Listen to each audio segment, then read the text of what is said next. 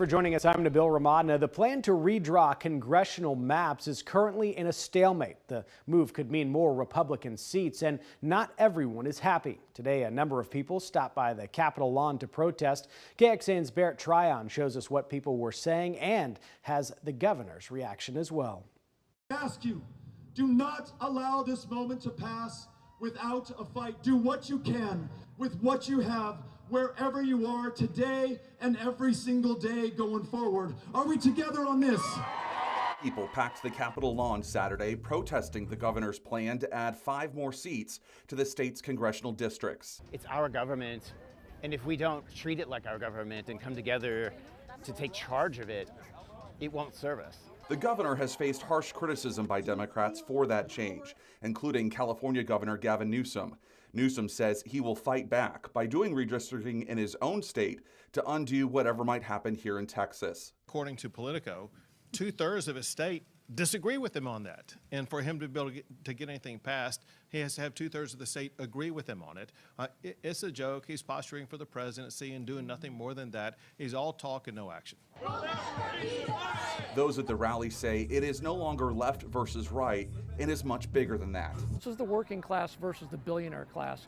And so what you're seeing here today is 5,000 people that come from all walks of life. The governor said Friday he is ready to pull out all the stops to add the 5 seats. We hold a lot more bullets in our belt that we will be ready to use if we need to. A fight in Texas that is far from over as the second special session returns on Monday. In Austin, Barrett Tryon, KXAN News. Governor Abbott said he will continue to call special session after special session in order to get the redistricting passed. And going in depth, as Barrett mentioned, the second special session of the state Congress is expected to convene this Monday after the first special session ended yesterday, following 6 consecutive failures to meet quorum in the Texas House. The list of bills for the coming session is almost the exact same as last session. However, a new bill over camp safety has been added. In order to conduct business on Monday, there needs to be at least 100 House members present to make quorum. On Friday, the congressional body only saw 97. A piece of LGBTQ history is calling one Austin church home for the next few months as part of the National AIDS Memorial Quilt are now on display at the First Baptist Church of Austin. The quilt is considered to be the largest community arts project in the world, with the entire tapestry weighing 54 tons, including nearly 50,000 panels dedicated to more than 110,000 individuals. It's meant to memorialize those who lost their lives to the HIV/AIDS pandemic.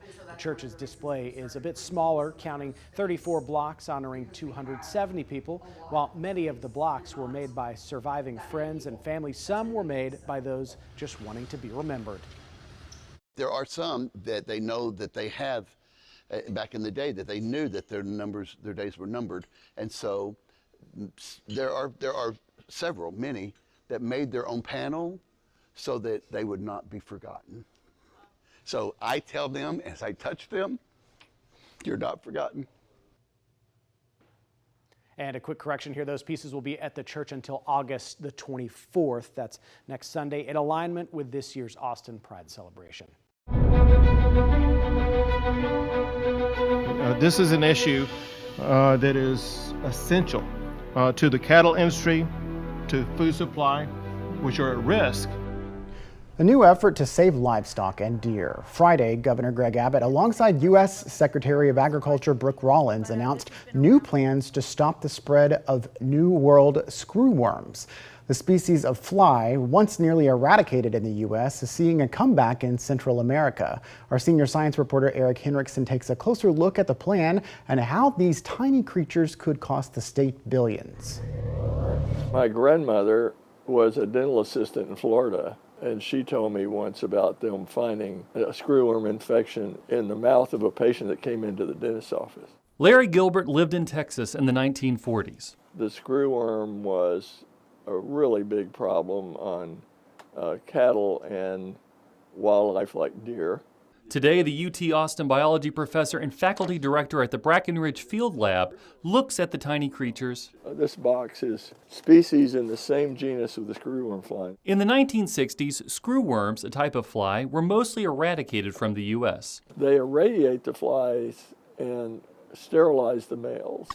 The species, which screws into open wounds and can even kill its hosts, was pushed further south into Central America. But in recent years, they've returned, creeping into Mexico just a few hundred miles from the Texas border. This can result in billions of dollars of losses a year. In June, Governor Greg Abbott announced a new response team designed to prevent the spread of screwworms. Friday, the governor joined U.S. Secretary of Agriculture Brooke Rollins, announcing a plan to prevent screwworms from spreading north and killing off cattle and deer. Today, we are announcing USDA will invest and build a domestic sterile fly production facility in Edinburgh, Texas. The facility will breed 300 million sterile flies a week. The Trump administration will also invest in new tech to fight the screwworms, as well as work with Mexico to track the species. We've got a lot of data to collect, we've got a lot of work to do, but we have to protect our cattle industry and our beef industry in this country. Professor Gilbert worries less about cattle and more about deer. The deer herds would be very vulnerable to this, and you don't go around treating wounds on deer. It's hard to find them. Eric Hendrickson, State of Texas. It's becoming much more difficult to get visas to the United States. A Texas couple faces obstacles as they try to help a young man get his student visa after he showed an act of kindness. It's part of a larger problem facing foreign students seeking to continue their education in the U.S. We don't have the money to just rebuild, go buy a house, go rent somewhere. Texas flood victims look for help with legislation stalled at the Capitol. We look at the challenges facing survivors and where they're finding relief. Two popular Austin spots were hit overnight by burglars. Both Amy's Ice Cream and East Side Pie tell us they showed up to their locations on 183 near Anderson Mill to find broken glass. I want to start with East Side Pies here. Their owners sent over these pictures. This one shows the glass door shattered. Also, take a look at this video which they sent us. It shows two people entering their store in dark hoodies and covering their faces. They told us that all three East Side Pies locations have had break-ins starting back on August the 6th. They went on to say that it's alarming to see local businesses across Austin being targeted like this. And here are some photos from Amy's Ice Cream. You can see their glass door was shattered. A spokesperson for Amy's tells us all their staff is safe and the shop did open today after some cleanup, but they too are worried about small businesses being targeted.